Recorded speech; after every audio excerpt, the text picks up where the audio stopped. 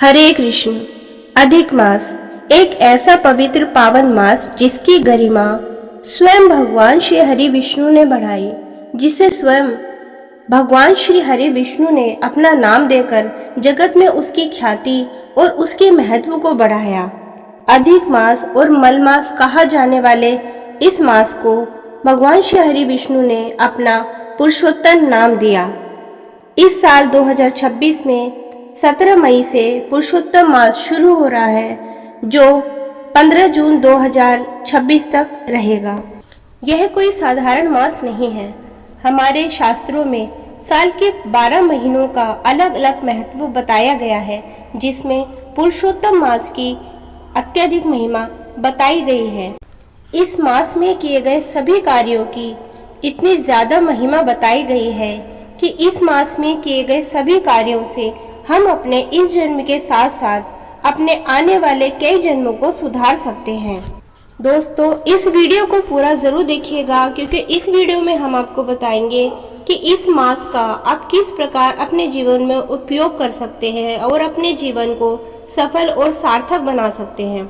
इस वीडियो में हम बताएंगे कि इस मास में आपको कौन से कार्य करने हैं, कौन सा पाठ करना है और किस चीज का दान करना है, ताकि आपको भी इस पुरुषोत्तम मास का पूरा पुण्य फल मिल सके। वीडियो को अंत तक जरूर देखिएगा। उससे पहले आपसे अनुरोध है कि यदि आपने हमारे इस चैनल को सब्सक्राइब नहीं किया तो चैनल को सब्सक्राइब जरूर कीजिएगा। आइए जानते हैं।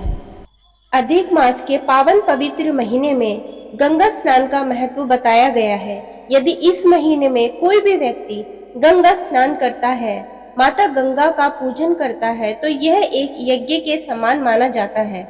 उस व्यक्ति को केवल गंगा स्नान करने से यज्ञ करने का फल मिल जाता है।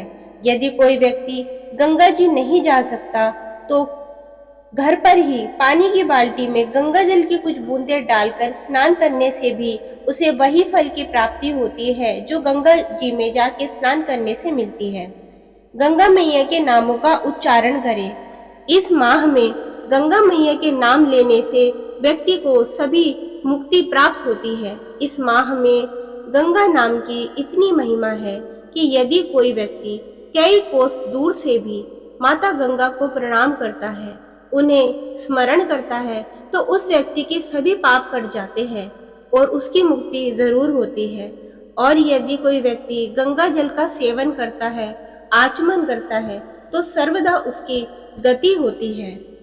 और ज्येष्ठ के महीने में यानी अधिक मास के महीने में यह कार्य पूरे मास नियम पूर्वक करने से उस व्यक्ति को 1000 चंद्रायन व्रत करने का फल प्राप्त होता है। दूसरा महत्वपूर्ण कार्य है सूर्य उपासना।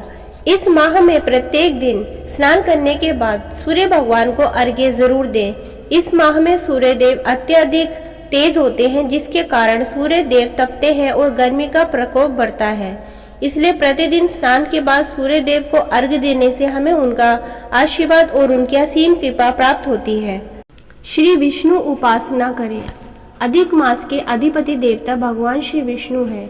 इस मास में पड़ने वाले सभी व्रत, पूजा इत्यादि जरूर करने चाहिए। इस माह में विष्णु जी भगवान श्री कृष्ण की पूजा विशेष रूप से की जाती है, क्योंकि इस माह में ही भगवान ने नरसिंह अवतार लिया था। इसलिए भगवान श्री नरसिंह की पूजा भी की जाती है। भगवान शालिग्राम की पूजा अवश्य करें। तुलसी जी में जल चढ़ाएं तथा दीपक लगाएं। इस माह में श्रीमद् भगवत कथा सुनने का अत्यधिक महत्व है।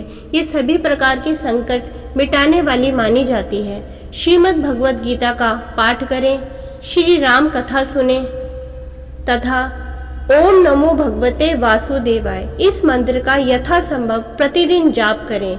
इसके अतिरिक्त विष्णु सहस्त्र नाम का पाठ करें। यह आर्थिक तंगी से निकालने में सहायक होता है और अत्यंत पुण्यदायक भी, क्योंकि पौराणिक शास्त्रों में भगवान विष्णु के 1000 नामों की भी अत्यंत महिमा बताई गई है। इसके अलावा जो व्यक्ति इस माह में व्रत, पूजा, उपासना इत्यादि करता है, वह अंत में सभी पापों से मुक्त होकर वैकुंठ को प्राप्त होता है। इस मास में घर के मंदिर में भगवान के समक्ष घी का दीपक अवश्य लगाएं।